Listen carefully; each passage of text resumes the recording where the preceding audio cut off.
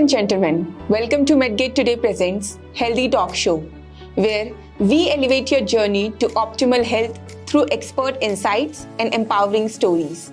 Here, leaders speak and industry listens. Hello, I'm your host Ritika Singh. Today, it is our privilege to introduce Dr. M.Wali, a distinguished physician and a personal doctor to three former presidents whose unparalleled expertise in healthcare and leadership exemplifies excellence.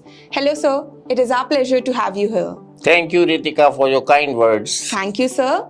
So, my first question to you is, sir, as you are specialized in geriatric medicines, so what are the common challenges you encounter in providing healthcare services to elderly patients? And adding to this, how do you see challenges impact treatment outcomes, and what strategies do you recommend to address them effectively? Okay, this question has three parts. Geriatrics is a very important science. If you can treat an old man, you can treat anybody on the earth.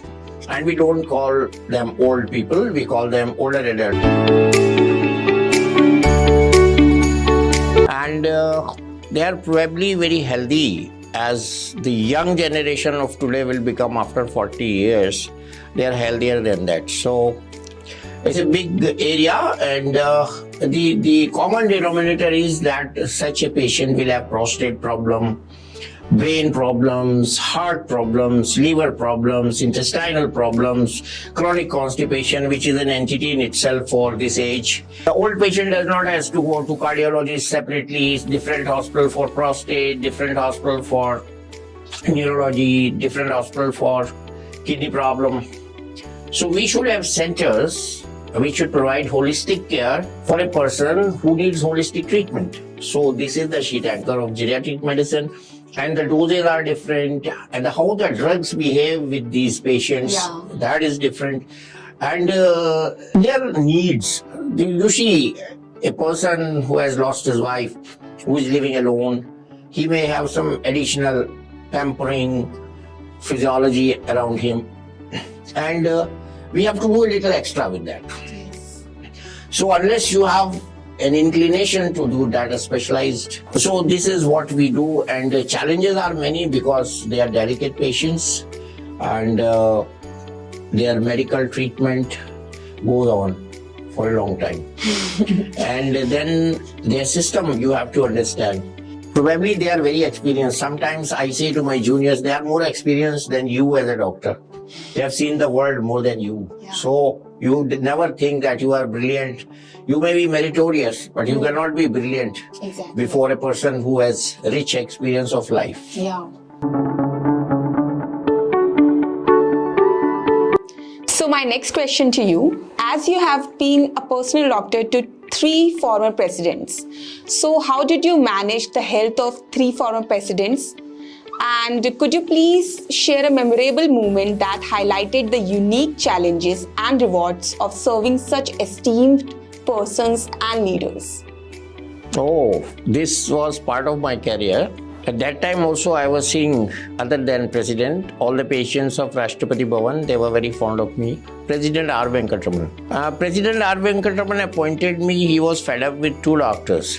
They were not performing as per his standards, and one of them was army doctor, Major General rank post, as it is Major General rank post, and other was a civilian professor, happened to be my boss at one time. And after that, President got to know the best 100 CRs were screened in the ministry. And then out of that, 6 doctors he selected for interview, and I was one of the 6. So the DG, Health Services, Secretary to the President, Military Secretary to the President. First time I went to Rashtrapati Bhavan. I was very young at that age, 34 years. So they took my interview, they shortlisted 3-4 doctors, and I was one of them again. So then President called me for interview. The previous night, there was a director, producer in the Doordarshan. I asked her, how should I conduct myself? I'm going to meet President for the first time. So she said, President is an institution. So that the first encounter I had was I sat down on the sofa in front of the President. It was so soft, I got into it. And then I balanced myself. I said, this is the interview, so After some questions, he asked, how will you treat me? And being a young doctor, budding doctor, giving interview of this kind, first time I said, like any other patient. And then I realized, what have you said? He's President of India. Then I added to that, sir, you are an institution. That input last night, which I got. Sir, you are an institution. Your respect and regard will be in my heart, not in my brain. Now, he liked my answer. And he said, define this, explain this. So I said, when we see VIPs, we make a lot of mistakes. And something wrong happens because our hands shake and we are not used to see VIPs like you. So he said, you are absolutely right. Such and such doctor made mistake with me. Such and such doctor made mistake with me. And my interview became then monologue, and he started narrating his story, how he was unhappy with his 2 previous doctors. And then it was a different kind of atmosphere. I was very impressed at how President of India is telling me the things which had gone wrong with him. And same way, Shankarayal Sharma Saab, when he joined, same day he called me in. And then he asked some questions about social questions, about even Prophet's family. And then he asked some medical questions. And then after answering 4 or 5 questions, I thought he knows these answers. And then I said, at next question I said, sir, I will tell you the reply in the evening because it was morning session. I know this much, but full answer I will give you in the evening. So he became very happy. He called with loud voice, Ashutosh, come. Here is a doctor who knows the subject. He still wants to consult the literature. So that touched him. You see, these things touch them. That answer, first answer, touched President Venkataraman because these people don't want that they should be treated like a very special angel or something like that. They want to be treated correctly. And same way, Mr. Pranab Mukherjee, I went to see him. I just went with my wife and daughter. And I told him, sir, I will be your best doctor. He looked at me. He said, why? I said, I have served 2 presidents, which were senior, Mr. Venkataraman and Dr. Shankarayal Sharma. He was going to file his nomination next day. He was just announced president. So he just kept my biodata in an envelope and asked me to go. And then I waited when his name was announced. I went again. Then he said, why have you come? He remembered that I had come. I got very scared. I told my wife after coming home that either I am appointed or I am gone. So the first thing, these people are very good in everything. First thing which he did, he asked his secretary, Madam Momita Paul, to take my letter of appointment between 2 papers. At that time, fax was the mode of transmission, and they faxed my appointment letter to the health ministry. And a call came in the evening that you go and join and get relief from RML hospital. So these things happen and you never know your fate. You just keep working. So it is somebody's dua, you can say, blessing. I have served 3 presidents. Normally in India, no doctor has served more than 1 president, number 1. Number 2, in any country I have found out, no doctor has served more than 1 head of the state. So this was a charm for me, my career, and I would say silver lining. And then I worked very hard. You have to do 0 error work. Here, if we are recording a program, it can be re-recorded. Take 2. But there, if you administer a medicine to the president, there can't be take 2. Take 2 will be you go home. Finish. Pack up and go. And this is what exactly happened with those 2 doctors who were changed before my appointment with Mr. Venkataraman. Yeah. So this is a very sensitive job. Why I told this thing is, we can do 0 error job. And for practicing this, you have to be very thorough, very hardworking, available all the time, round the clock, because this is a round the clock job. Yeah. And you don't have time for your own self.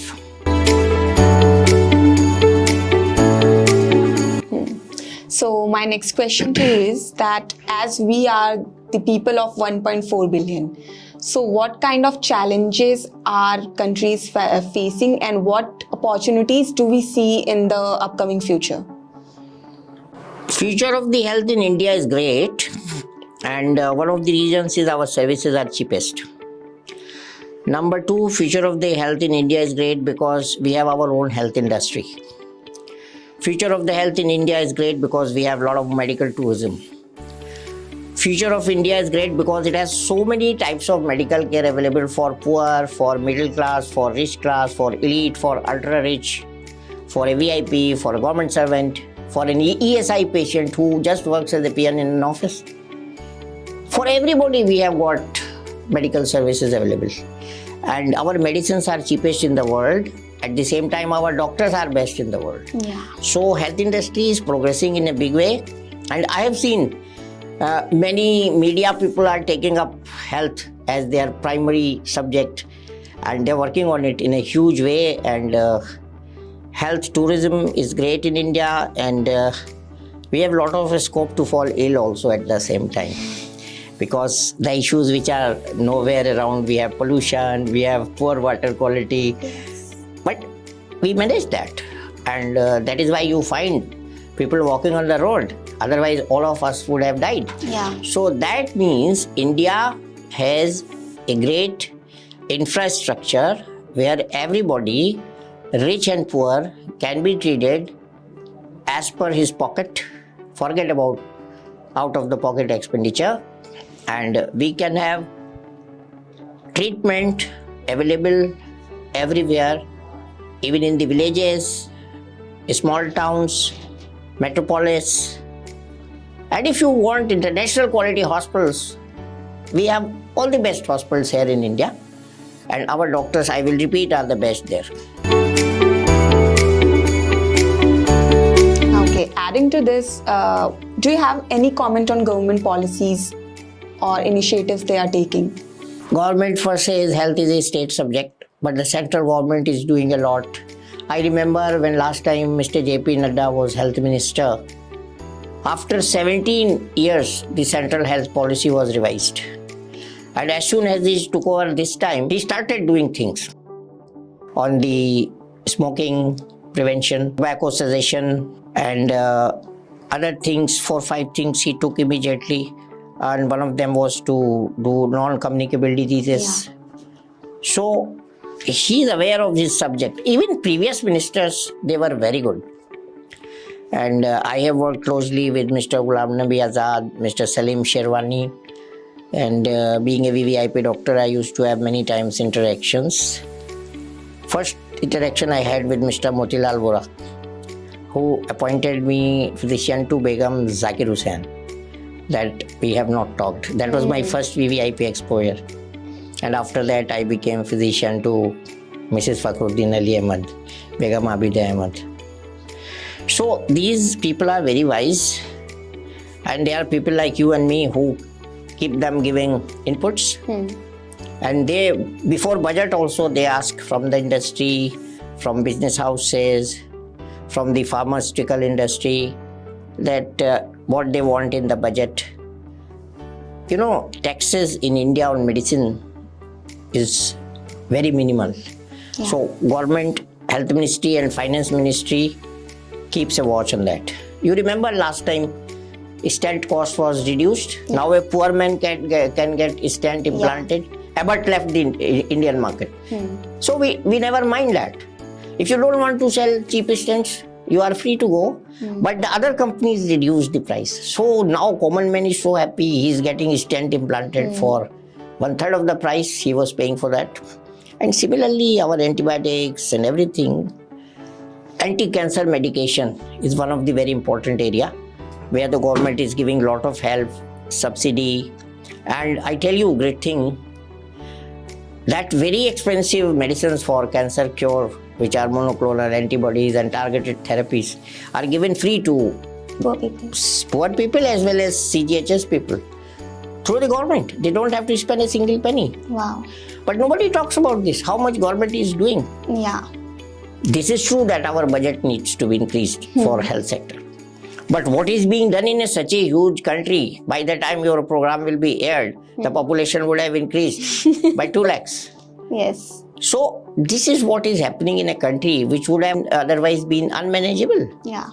So we have clinics, dispensaries, primary healthcare centers. Sometimes we see poor health of the primary healthcare center, but in a huge country like this, I would say we should keep seeing that also, so that we know there is scope to improve. Yeah. So my last question to you, as our youth is facing mental health problems and they are increasingly going towards toxic substances, if I elaborate this, you mean drugs, alcohols, and now they are having junk foods also. So what's your take on this, and how you see and what you convey your message to the youth to stop it and focus on their career and the health? Well, this is a very important question related to our national health, nation building, and India of tomorrow. I will take some time on this. You know, youth are growing in many homes like bushes in the jungle. They have no grandparents, nuclear families. There's nobody to teach them. Mother and father working. Then the child comes home, servant looks after the child. Even grown-up boys and girls, they are with our greatest enemy, that is mobile phone. And they learn so much through internet. They learn so much through Google. This is one side of the story. The addiction of the smartphone is more dangerous than the drug addiction you have just named. Then smoking I will keep second. Smoking is a very dangerous hazard. And smoking, then comes alcohol, then comes drugs. The peer pressure makes our youth to go for drugs, which is very sad. By the time the boy or sometimes girls, they become drug addict, parents hardly know. So you have to read the eyes of your children every day. Their attendance in the class, their performance in the class, if that is falling, attendance is decreasing. Our teachers used to send letters to the home or should come personally to meet the parents if I'm not going to the school. That never happens now. Then the most important area is junk food. Recently in Lancet, a report has come which is very derogatory for us. I didn't like that report, but that is a fact. I can't dislike that. 62% females, 57% males do not conform to the WHO standards of health. They are either obese, they have dyslipidemia, they have metabolic syndrome, they don't exercise, they don't walk, they don't do yoga, meditation, and they are unhealthy. They are prone to sudden cardiac deaths. I have never heard girls and boys dancing in dandiya and dying suddenly. You have never heard a young couple in a village like Barabanki would die on the honeymoon morning. Which were from village, which were non-smokers, which were eating simple diet, which were labor oriented. You have never heard that a lady like our ISRO lady, while counting, she would die, sudden death.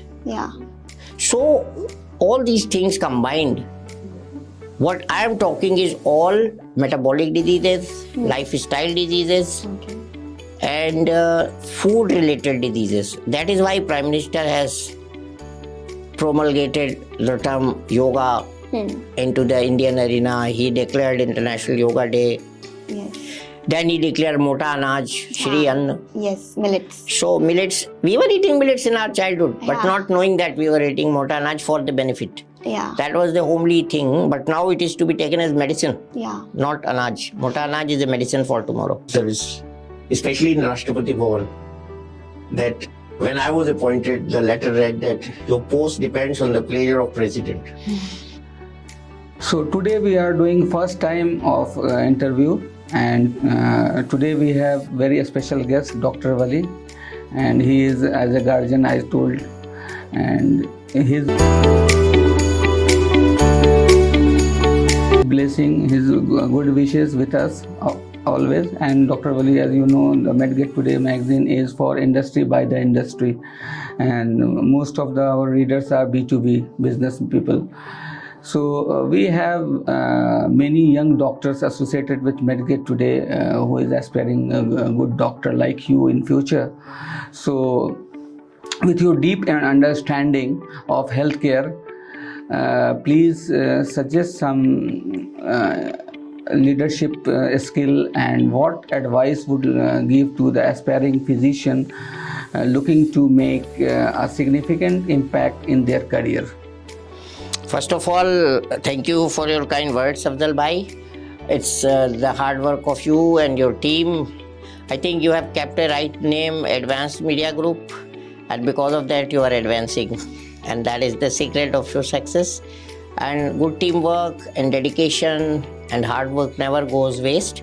So what I am seeing today, I am very happy and congratulate you and your whole team for doing excellent job. MedGate is a magazine which you have brought out.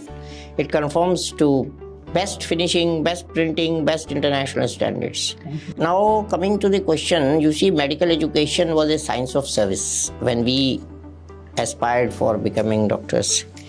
And people from very good noble families used to come in medical profession because the theme was serving the mankind. So for the future, I would say a few things. Those who opt to become doctors, or those parents who want to send their children for medical profession, the most important thing is there are no shortcuts in medicine. This is number one. Number two, medical education is a hard work. It is complete dedication, submission. This is like samarpan. It's total surrender. And then third thing is you have to work very hard throughout. I still learned something. I noted in my phone and I'm going to read that in the night. So that is medical education. It is a continuous process. Last night I was telling my wife that there was a slogan for Delhi Development Authority where construction never ends. Now you don't find that written on the roads. This was a slogan. So where education never ends is medical profession.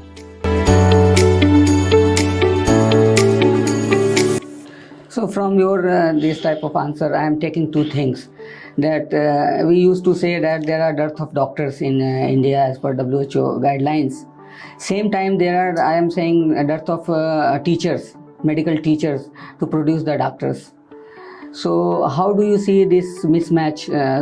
We are talking about the numbers, but we don't have the teachers for our doctors. This is the tragedy of medical education. Just now, some state they have announced 400 medical colleges. Where from the faculty will come? Yeah.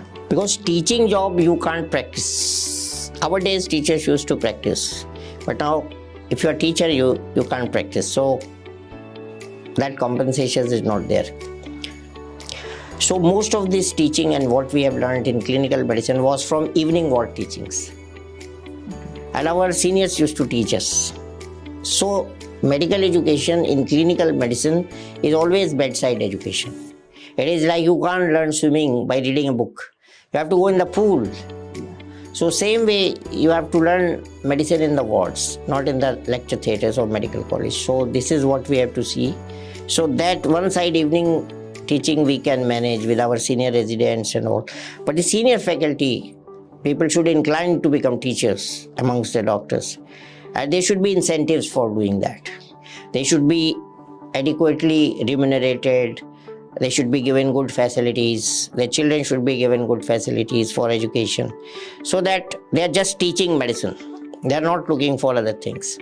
So this can happen, and I think our government is sensitized about it enough, and something will happen in future very soon.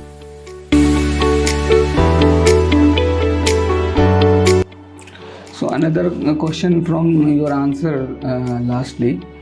So as you said, doctor is prescribing many tests and many things, then the diagnosis will start. In earlier, doctors were only checking the pulse and writing the medicines, no tests. So I think government has made some protocols for treatment. So without going certain tests, you cannot start your treatment. In cancer diseases, in other major diseases, there are protocols. So they are not offering the doctors to freehand working on that. They cannot do his own expertise on that. No, government protocols have been made so that we don't miss out anything, and we are not in trouble. It is in our interest. So, but what I said initially is, if you audit yourself, you are ordering a test as required by the patient, you are not making a mistake. If you are ordering a test which is not required by the patient, neither ordered by the government, then you are probably making a mistake. Our Indian system of medicine practice is very simple. Many times there are misunderstandings by the patients, not because of the test advised or expenditure, but it is because doctors don't listen. This is the biggest area. If we listen to the patient, examine the patient properly, we can diagnose a cardiac murmur, mitral stenosis, help the ECG. A patient is correctly diagnosed by the symptoms of left ventricular failure. You know, I used to go to the ward in the midnight to check the thyroid patient's pulse. Our bosses used to send us to diagnose hyperthyroidism, because even at that time in Kanpur, we were not having thyroid profile test. So that was the clinical medicine. But if government has made regulations, that is to help us, not to harass us. Number one. Number two, then government gives facility for that test. Thank you so much for answering. So my next question is, so people are now dying with not with communicable diseases. Now people are dying with non-communicable disease. And as you know, India is the diabetic capital of the world. And I will add hypertension capital also. And as you are working on both things for last many years, so what do you suggest our viewers to keep his heart healthy, blood pressure down and sugar down? What is your mantra?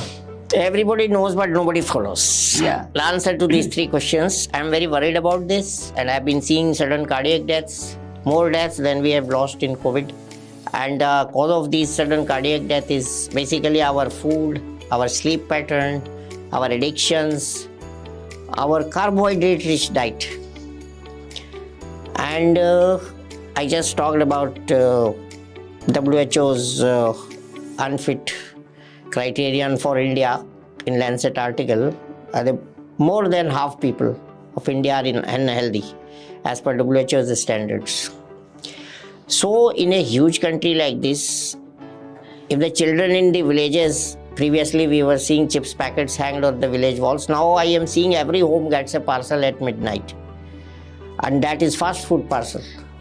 And when the parents are sleeping, children are eating fast food, and in the morning we are seeing, even in my house I am seeing empty box of pizzas, fast food, other items. So this is happening in every home, and which is a very, very important cause of obesity, hypertension, dyslipidemia. I will talk very important thing. Yes, of course, sleep, smoking, drugs, we have covered. Take the example of dyslipidemia. We recently had work done in Gangaram Hospital for many years. We have to screen the lipid profile at a younger age. One of my colleagues remarked that doing lipid profile at the age of 50 is like doing pregnancy test in the labor room. Imagine. So that is where we had gone wrong so far, and we have appealed. The Cardiological Society of India has appealed to revise these levels and age for lipid management, which is related to the causes of sudden death. So, right eating, right exercise, right sleep, quit smoking, have balanced diet, and control your emotions, control your stress is the solution to these non-communicable problems, including hypertension, because stress is the biggest killer. Then I talk about three whites. These three whites are maida, salt, and sugar. These three whites are being replaced by healthy food. And one of them is Shirian and other things. Now people are changing. And our food should be simple food, as we used to study in our school, a thali with a glass of water, with 3 katoris of vegetables, 2 chapatis. We have gone much beyond that. In our school topic, there was no pizza, there was no pasta.